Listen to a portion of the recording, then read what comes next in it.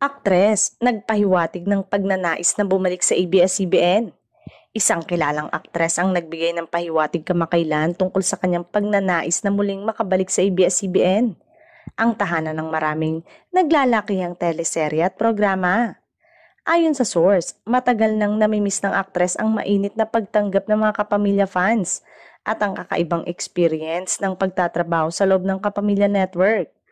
Bagamat pansamantalang nagtrabaho ito sa ibang istasyon, aminado raw siya na iba pa rin ang pakiramdam ng pagiging kapamilya.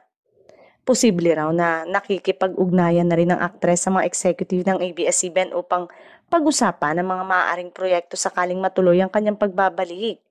Kung mangyari ito, malaking balita ito para sa mga tagahanga na matagal nang naghihintay ng kanyang comeback. Sa social media, marami na ang nagbigay ng suporta at nagsabing handa silang tanggapin muli ang aktres sa ABS-CBN, lalo na't kilala siya bilang isa sa mga mahuhusay na artista ng kanyang henerasyon.